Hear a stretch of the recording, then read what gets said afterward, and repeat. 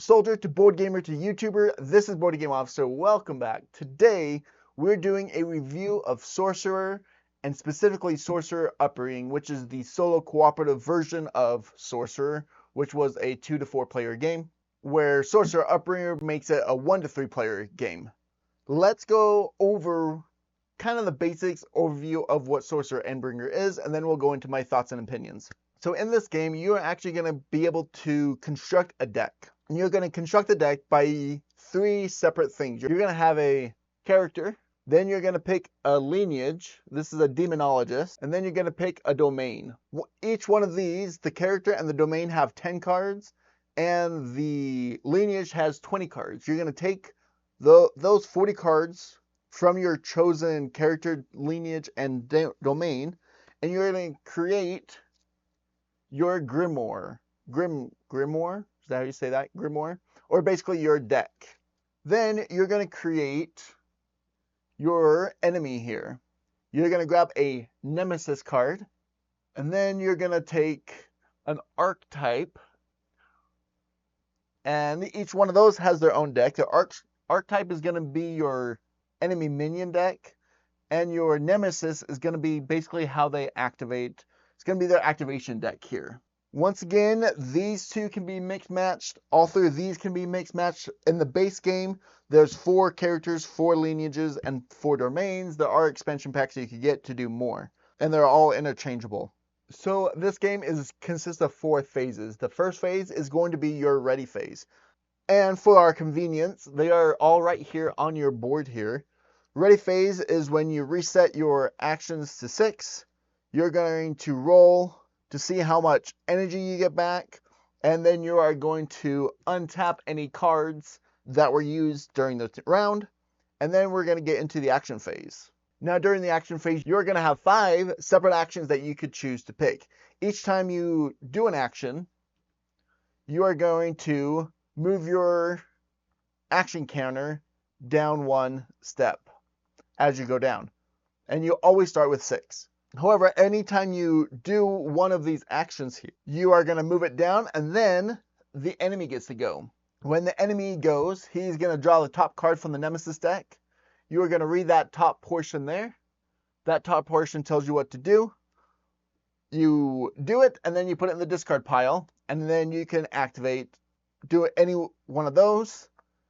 Then you're going to do the card. Some of these are ongoing, so they're going to have continual effects. Some of them are going to be just a single action, and then you discard them. So you are going to go trading back and forth, do an action, flip a card, do an action, flip a card, do an action, flip a card, do your last action, and then flip a card. Once you have done all 6 actions, that is when we go into the next phase, the battle phase. So you're going to start off with a hand of 6 throughout these actions. One of the actions that you could play is to spend energy to summon a monster or a minion at one of these 3 places here. Each place is going to have a monolith. The goal of the game is to destroy all monoliths. However, you can't hit a monolith until enemies that are spawned on the enemy side are down to 1 health. Once they have 1 health left, then you can start attacking the monolith. Once the monolith gets 9 damage, that monolith is flipped over. You gain the benefit and or detriment to it, whatever it says. You do what it says, and that monolith is gone, and then you have to go on each other one. Each place here are going to battle individually with the minions across from it. When they attack, they're going to attack just straight up for whatever their number says there. Yeah, you can't really see that. But they're going to attack for their number here. However, for us, we are going to roll these dice. These dice, that number tells us how many dice we're going to roll. We roll that many dice. Each skull is 1 damage towards them. A star is going to be a critical damage, meaning you could hit the monolith directly, even if the minion is not at 1 health. And when you apply a critical to the monolith, you get to draw the top card from the Nemesis deck, and actually the bottom has some type of critical effect, which is usually positive thing for you. When you resolve it, you're going to have your Nemesis card here. They're going to straddle 2 of the 3. Of the 2 that he straddles, the enemy gets to attack first. Then after the enemy attacks, then the heroes or allied minions attack, and then they attack, and you go back and forth until all minions have attacked. Then, so you start from left to right. These battle, then these battle, then these battle. Once that is done, that concludes the battle phase, and we go into the end of round phase. The end of round phase is only if a card says at the end of round, you're going to activate those effects, and then you start back over at the ready phase, gaining the actions back, and then you gain energy. You either gain 4 energy, or you can roll a d8 to try to get more, but you also might get less energy at the beginning of each round, and repeat. There are omens that you could get throughout the game. You could always spend an omen to reroll any attack dice when you're attacking, or each character is going to have this first player token. Well, it's called the first player token, but each character is going to have it in a cooperative game, and you can flip that over once per round to reroll all of your dice. Where an omen is a single dice, you can flip that over and you have to reroll all of your dice. So if it's complete whiff, that's a way that you can fix or try again with your roll. Any damage that is not done to your minions goes straight to your life points here. You are going to start with 30 health, and if you go down to 0, then you lose. If you destroy all 3 monoliths, then you win. And that there is just a quick overview of how to play the game, or what the game is about, really. Now let's go into my review. Now I do want to preference this, is that this was a sent copy to me for review, and I have only played the Endbringer. I have not played the co-op or the competitive version or base version of it. I have only played the cooperative solo version. So take that for what it's worth. So, things that I like about this game. I love the deck construction. The fact that you can choose a character, lineage, and then domain, and then shuffle those decks together, because sometimes, obviously, all the lineage cards are going to work together, but sometimes you can find really good synergies between other characters and the domain, and really get things working together. I think that part is super cool. It's almost like a deck construction like Magic or something like that, but not as in depth, so you don't have to spend hours and hours of just putting a deck together, but is it a way that you can kind of construct it for what you want. Also, to go along with that, the enemy here, the Nemesis and the Archetype. Also, you could actually even add in scenarios in there to add up to increase the difficulty. Scenarios basically just each round, that round is going to have a different effect during that round. So it's a way to increase your difficulty there. But that comes with 4 Nemesises and 4 archetypes. So you can mix and match all 4 of those. So I really like, and all of them feel very different. They really make them unique, that's for sure. Which goes into my second pro, is that the variability in this game. I really, really do like how variable all of this can be with, making your own deck here, mixing the enemies, the nemesis, and archetypes. Each game can really be different. And not only can you change up, the decks, but also this is a 40 card deck. I think I've gone through maybe 15 cards each. So you could even keep the same mixture of Grimoire, and each game cannot even be different just because you're going to see different cards in that deck. So I really like the variability. Each game is definitely different than the next.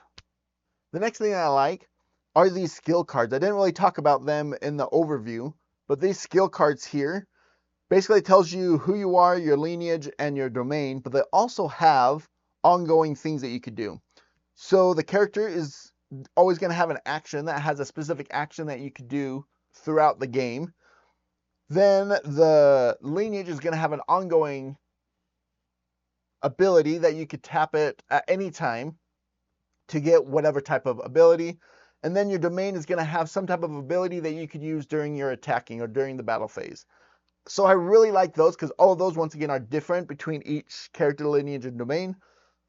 So that's also kind of puts into the mix. And I just like having those extra abilities that you always have on hand that can change the way that the game goes or plays out. The next thing I really do like, you're going to have that hand of 6 and using that energy to spend cards. So that costs 1 energy. So you're going to spend an energy to do it. You can spend an action to just gain energy back. So you can play a higher level card there. So I really like that energy management type thing. So it's not just playing cards all the time, but really managing that energy to play and what you want to play. Now let's go on to my cons. I have a couple cons here. And the first one is going to be the difficulty. I've played this a little like 5 or 6 times now, and I've won once. And I feel like it was just pure luck that I won. So either I'm just really bad at the strategy and how to play this game, which definitely can be true. I'm not an expert at this game by any means. But there was a couple times where I lost without even defeating a single monolith. And so that difficulty where I'm okay with difficulty where I know why I lost and I know what I'm going to do better next time to up my chances of winning. When I feel like there is zero way to win the game, that's when I have a hard time with it. So I wasn't, and I was even playing on the easy mode. The easy mode, the first action, they do not get an action. So basically they only do 5 actions and you get 6 actions basically. And then I wasn't playing with a scenario, so there was no extra benefits there.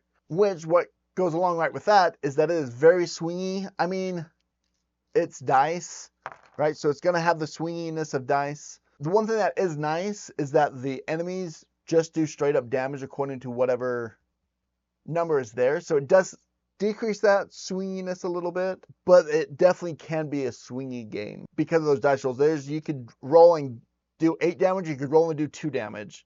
And that right there is, a win or loss almost. Another thing is that sometimes these enemy cards, the Nemesis deck, some of them have a lot of ongoing effects. There's one point where I had about 7, or no, maybe it was 5. I had about 5 ongoing effects, like new cards of ongoing effects.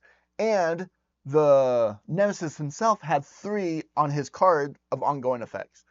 So I had 7 or 8 ongoing effects that I had to always remember to do, and they're not part of the rules because they came out in the deck. So that was really hard to keep track of. There's sometimes where I'm like, I can't keep track of these 7 things that are new, and I'm new to the game, so I'm still trying to learn the game. Anyway, so that was a little difficult with all those add-ons just to keep track of that, which was kind of a negative. Obviously, the more you play the game, the less of a negative that's going to become. But as you get going, that's going to be a little bit of a hurdle to get over, that's for sure, if you end up getting that many ongoing cards. The last thing that I wanted to talk about is the card management here. Because drawing is not a natural or is not an occurring thing, you have to spend a full action just to draw 2 cards. And you can spend an action to gain 2 focus. So there were some times where I was just taking a couple turns just to increase focus and to draw cards, which goes into what the positive, but the negative part of this is, like I said, there's some games I only went through like 15 of the cards, if even, throughout the game. So it's like, yeah, I have 40 cards, but only going through 15 of them throughout the entire game makes it so, yeah, there's a lot of variability because you're not going through the whole deck.